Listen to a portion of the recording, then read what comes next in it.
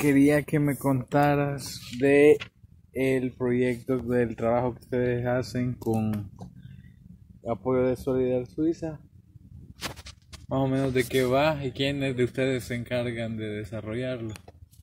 Vaya, fíjate que el proyecto de derechos sexuales y reproductivos se empieza a trabajar a partir del año 2017.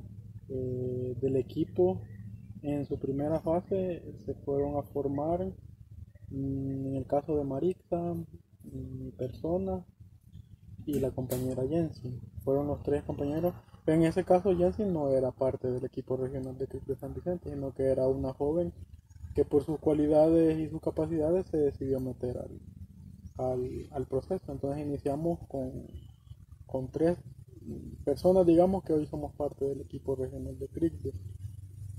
Luego, con el transcurso del tiempo, bueno, en la segunda fase, que era el 2018, se empezó a formar en la compañera Celina, que es ahora la que realmente está directamente en el proyecto de derechos sexuales y reproductivos. Eh, este proyecto, lo que se buscaba en el 2017 era primero que conociéramos el proyecto de derechos sexuales y reproductivos. Segundo, que nos integráramos a la red de defensores y defensoras de derechos sexuales y reproductivos que ya tenía iniciado un año antes la cooperación suiza. Y el otro componente era que nosotros como formados en este taller diéramos la réplica ya directamente en las comunidades. Ese era parte de los objetivos y de cómo nosotros empezamos a trabajar como cristianos en este tema, porque antes no se tenía este componente. A partir del 2017 que nosotros nos formamos, eh, recibimos, bueno, fuimos a El Salvador ocho talleres. Eh, en primera instancia, los talleres se desarrollaban, los íbamos un sábado y salíamos un domingo. Entonces, en cada jornada nos daban dos temas. Ahí se hablaba la autoestima, derechos sexuales y reproductivos, los derechos sexuales y reproductivos son mis derechos, la diversidad sexual, los tipos de violencia, ya sea contra la mujer bueno, que casi la mayoría de violencia es realmente solo contra la mujer. Y todos los temas estaban siendo impartidos por dos capacitadoras externas a Solidar, que eran las encargadas que nos daban los temas. Luego para las réplicas, las mismas facilitadoras que nos dieron el tema fueron las encargadas de desarrollar una metodología acorde para dar en las comunidades. Porque en las comunidades no teníamos la facilidad de llevar un proyector, de llevar una computadora, de llevar diferentes materiales acordes a la comunidad, porque en algunas comunidades los encontramos que no había energía, no había una zona donde proyectar, no habían los materiales suficientes para darle charla. Entonces todo eso se valoró en la, en la metodología. De esa manera incluir una metodología que fuera acorde a las comunidades y que fuera acorde a los hipótesis. De esa manera, cada metodología se incluyó al tema, que son en sí 8 jornadas de trabajo. Los temas de San Salvador que a nosotros que nos dieron duraron alrededor de, bueno, trabajamos desde 8 hasta las 8 de la noche, de 8 de la mañana a 8 de la noche.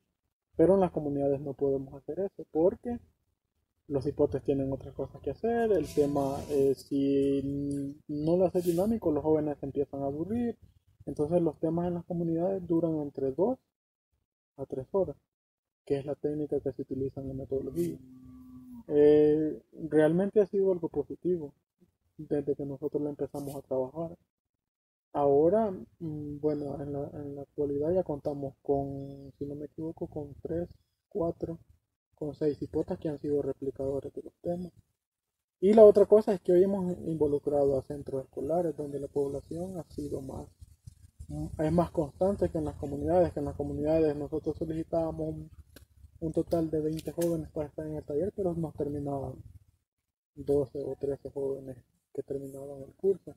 Y en las escuelas no, porque como son una población estudiantil que permanece, había un grupo de 30 cipotes, los 30 finalizaban el taller, o sea que no habría forma de que se retiraran o dijeran, no, yo ya no quiero participar en eso, porque siempre tenía que llegar a clase.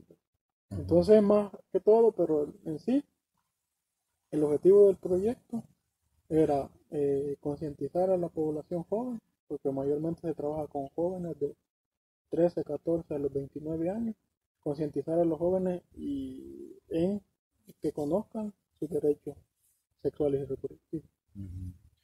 Y yo te iba a preguntar, cuando vos sentiste, ¿qué sentiste que fue la diferencia en vos cuando pasaste por ese proceso de formación de las 8 jornadas? ¿O qué aprendiste? Lo que pasa es que es un taller a título personal realmente importante para cada persona.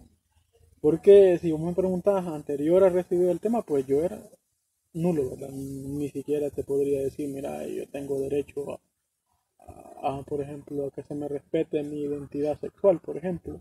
Que si yo quiero, si yo digo que soy gay, se me debe respetar que yo soy gay, ¿verdad? Entonces, pero realmente anterior a eso, por ejemplo, hay una parte que a nosotros nos llama mucho la atención y es que en las comunidades eh, no se le dice la palabra correcta a las personas. Por ejemplo, si un hombre decide ser gay, no se le dice gay, ¿verdad? Sino que se le dice las palabras que ya conocemos como culero, que es maricón, que cosas así. Igual a la mujer, que es marimacha, que ya no es mujer, que cuestiones así, ¿verdad? Pero cuando nosotros entramos al taller, muchas de esas teorías que nosotros creíamos o teníamos o conocíamos que así se decían porque la gente las decía, en ese momento se te cambia el chip, ¿verdad? Entonces, realmente el cambio que uno tiene después de recibir el tema es bastante positivo. Para decirte que hubieron muchos jóvenes que cuando entraron al taller la expresión de ellos hacia las personas de X atracción sexual era realmente con un término disfigurativo, que es discriminatorio, que les decían malas palabras, que ellos no los respetaban, que ellos cuando pasaban en la calle, ellos les decían cosas, les decían que no eran hombres, que eran tal por cual, cosas así, ¿verdad? Pero cuando ellos se sumergen en el tema que recibimos, en los temas que recibíamos, ellos empezaban a cambiar.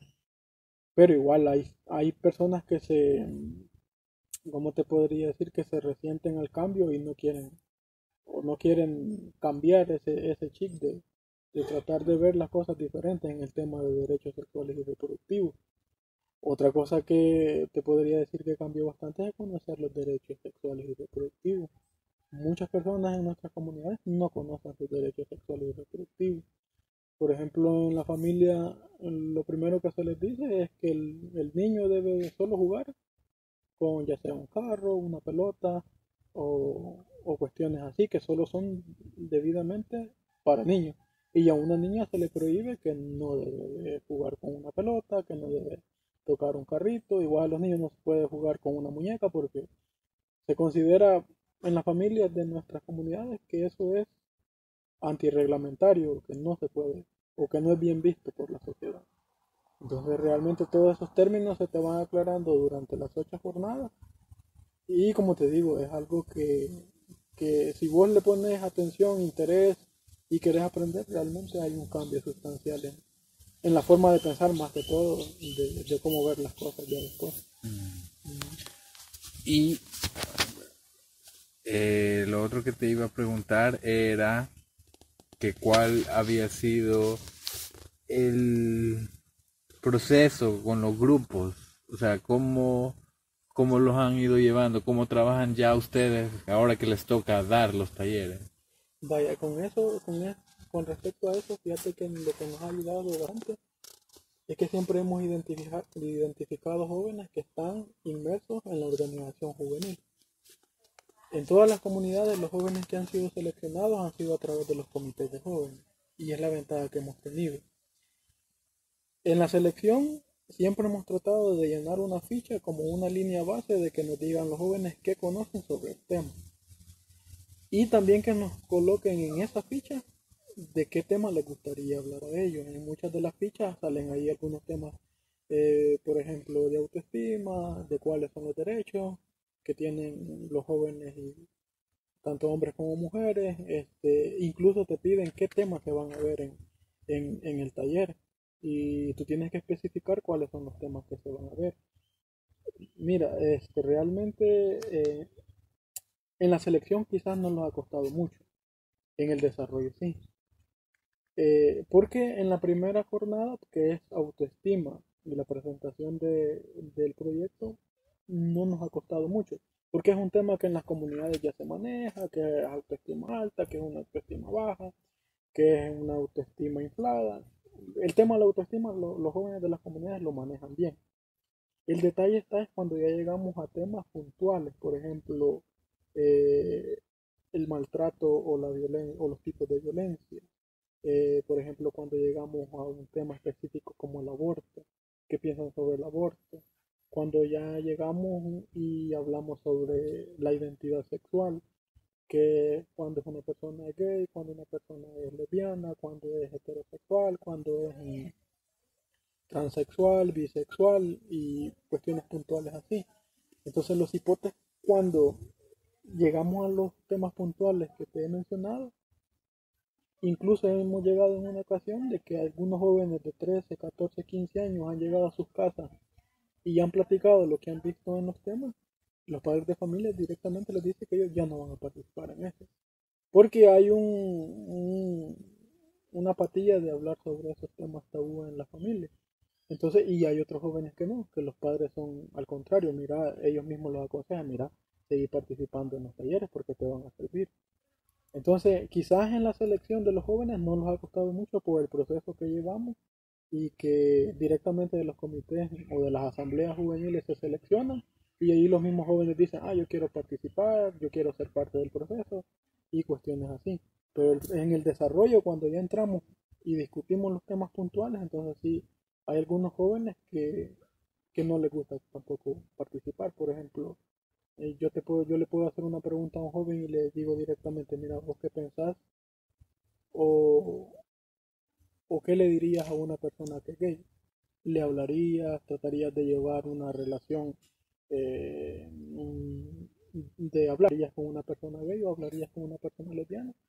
Y entonces allí hay un poco de renuencia, y algunos jóvenes incluso han dicho en su momento, no, yo no hablaría con él, no le daría espacio para que entre en mi círculo social, por ejemplo, y cuestiones así. Hay muchos jóvenes que dicen eso, y otros jóvenes que no, que dicen, no, es que yo tengo amigos que son gays, yo tengo amigas que son lesbianas, pero ellos no te dicen esa palabra, sino que te dicen, yo tengo amigos que son culeros, yo tengo amigos que son maricones, y yo tengo amigos que son marimachos, cuando empezamos el tema. Y hay veces que cambiar ese chip en los jóvenes es difícil, pero hay algunos jóvenes que sí, que ellos mencionan, mira, un joven, para ponerte de ejemplo, eh, yo tengo amigos que son gays, y yo respeto la decisión que ellos han tomado. Yo en ningún momento les voy a criticar que son gay, o por qué fueron gay, o por qué decidieron tomar la decisión de ser gay. Yo en ningún momento, y es más,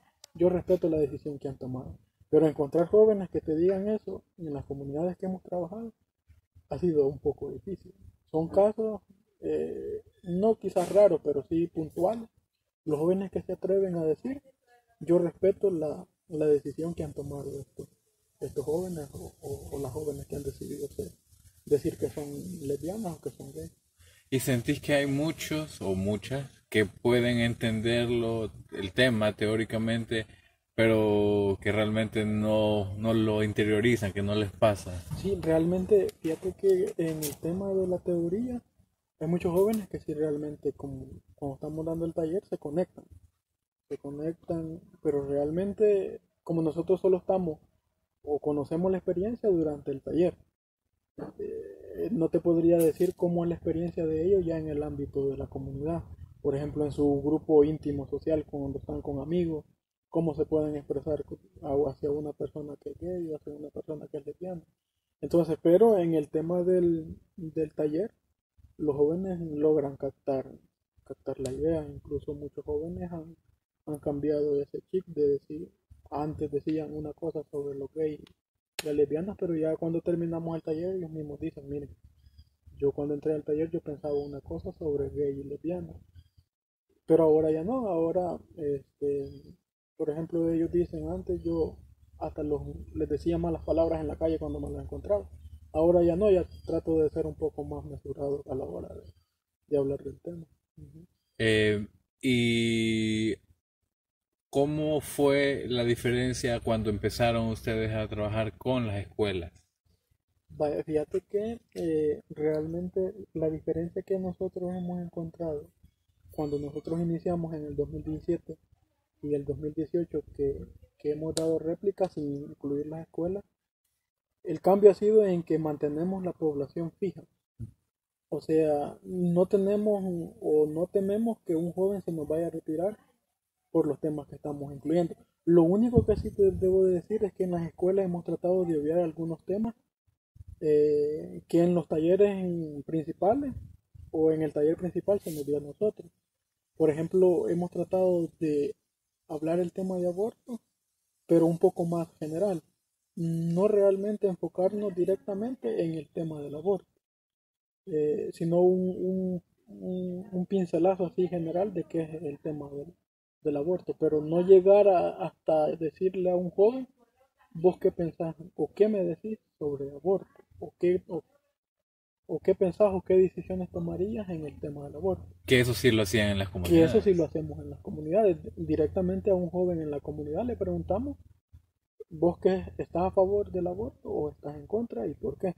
Que nos den sus valoraciones si dice que está a favor, ¿por qué? Y si está en contra, también por qué. Eso hemos tratado de obviarlo en el tema de las escuelas, porque consideramos que los jóvenes en ese momento, porque allí sí la edad es el promedio de 14, 15 años, porque solo hemos tomado grados de octavo, noveno grado, que Ujú. es donde los jóvenes ya tienen 13, 14, 15 años, pero hemos obviado ese tema. Por ejemplo, el otro tema que hemos tratado de obviar son las prácticas de los anticonceptivos, porque nosotros en las comunidades hacemos la práctica de cómo poner un condón, que se lleva el aparato que se tiene, y pasamos a los jóvenes que hagan la práctica de cómo hacer de cómo poner correctamente el condón.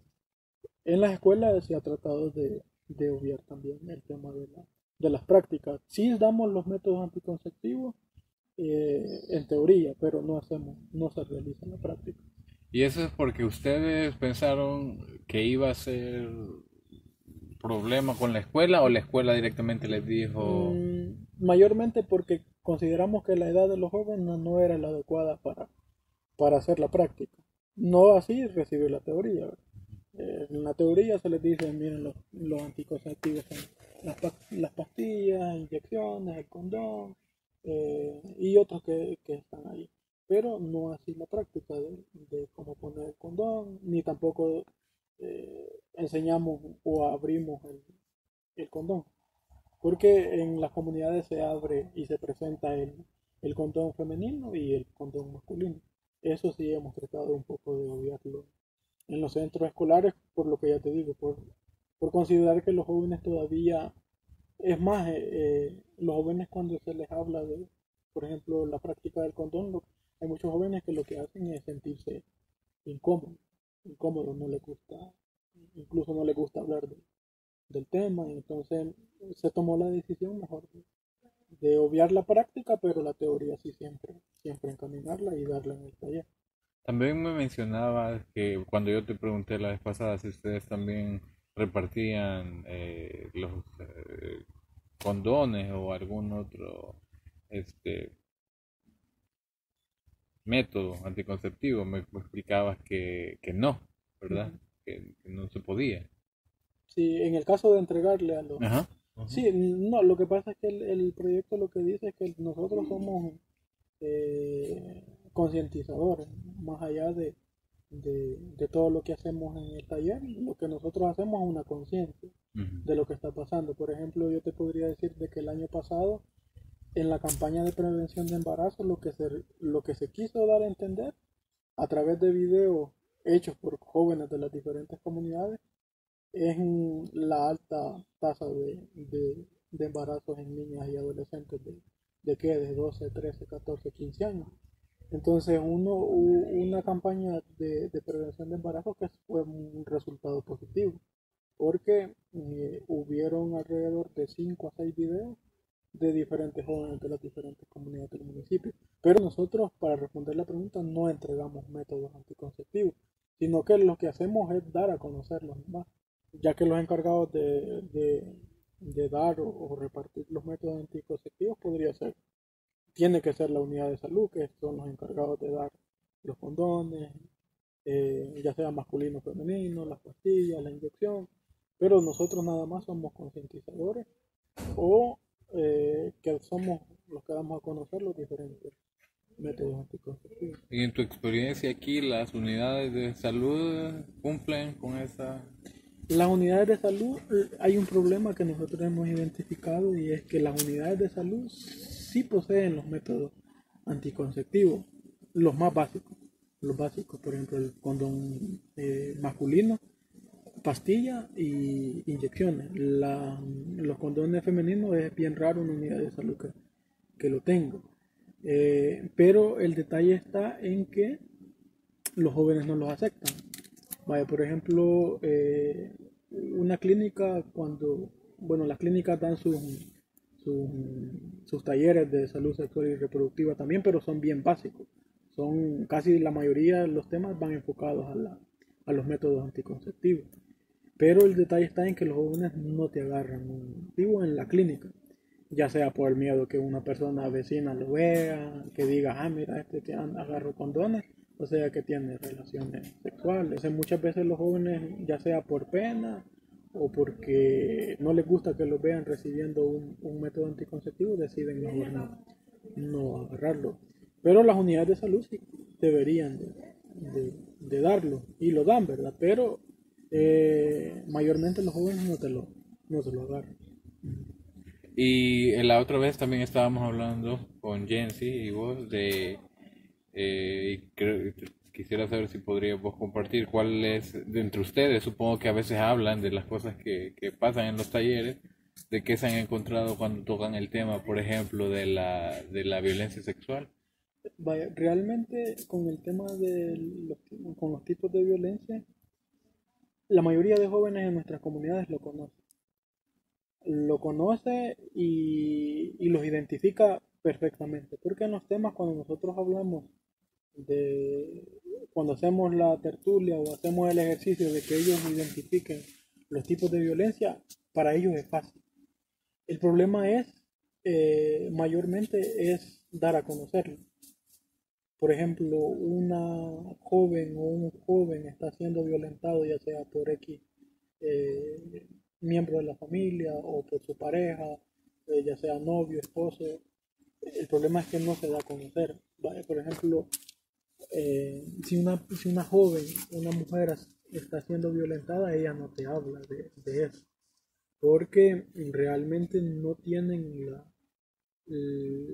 la valentía, quizás podría ser la palabra correcta, de divulgar con una persona el tema de que están siendo parte.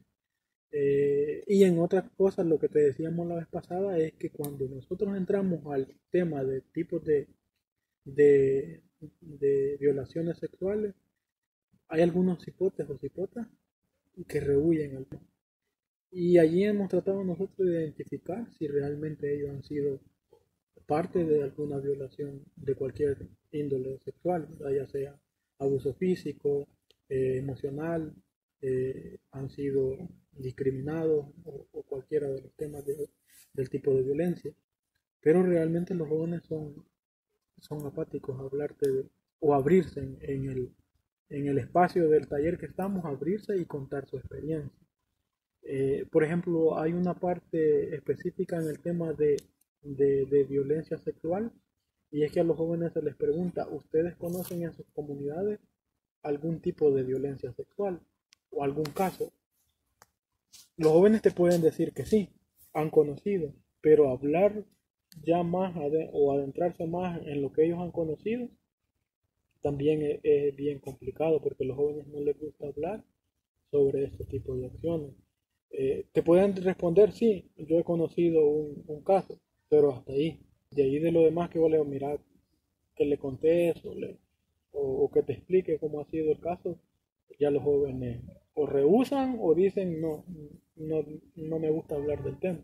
Incluso alguna joven que ha sido violentada, ya sea sexualmente, físicamente o de otra manera, eh, lo que te decía Jensi es que el joven se hace un poco renuente o pone un semblante de otra manera. Por ejemplo, estaba cómodo en el tema anterior, pero en ese tema específico ya se siente un poco incómodo, ya se siente un poco nervioso, eh, la mirada ya no es igual, su manera de actuar en el momento ya no es igual, eh, y hace todo lo posible por ya no participar en ese tema específico, porque él siente que están tocando algo que a él le ha afectado y todavía sigue siendo parte de él que la afectación que él recibió.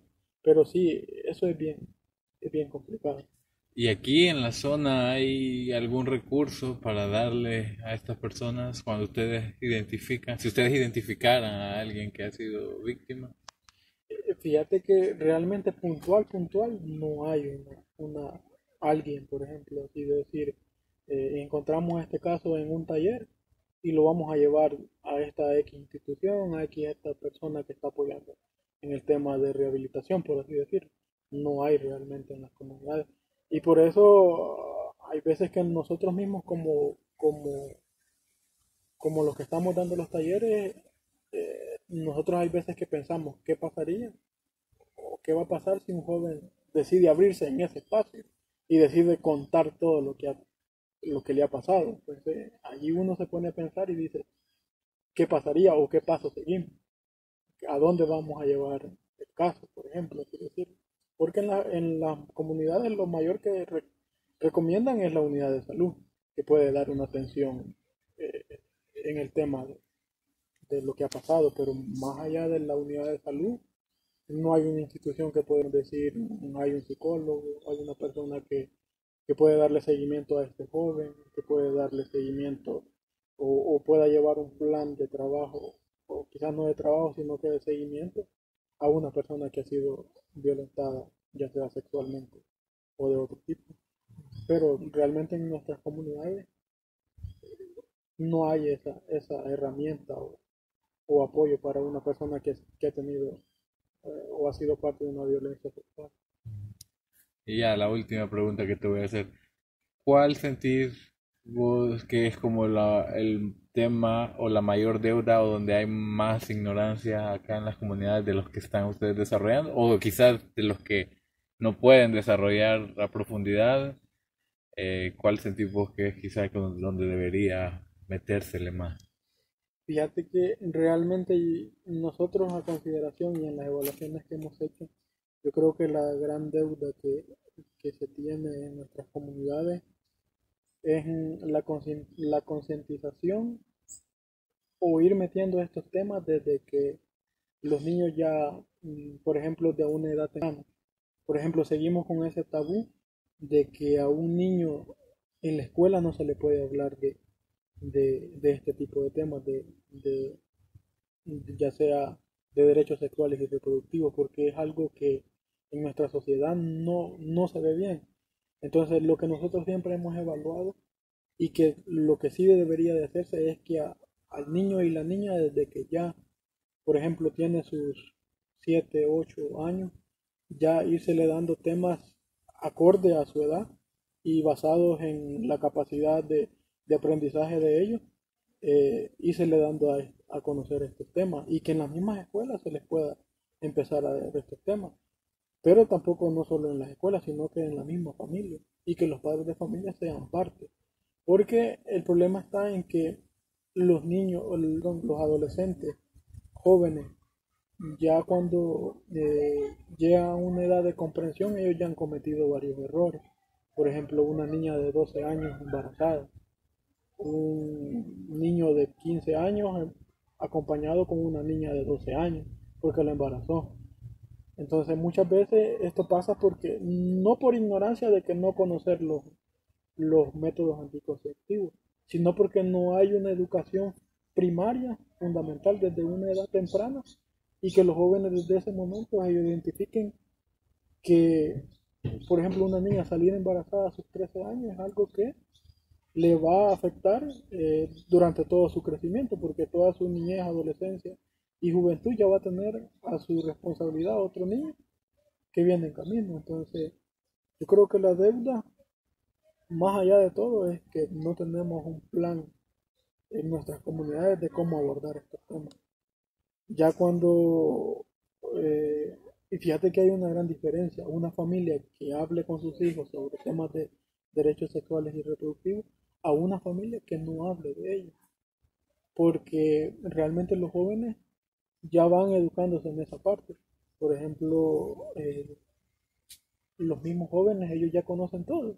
Por ejemplo, una niña mejor decide decir no, una niña que conozca sobre los temas y que los padres de familia sean un apoyo, ella decide mejor decir no a una propuesta de un niño o de un joven, ellos deciden decir no y no toman esa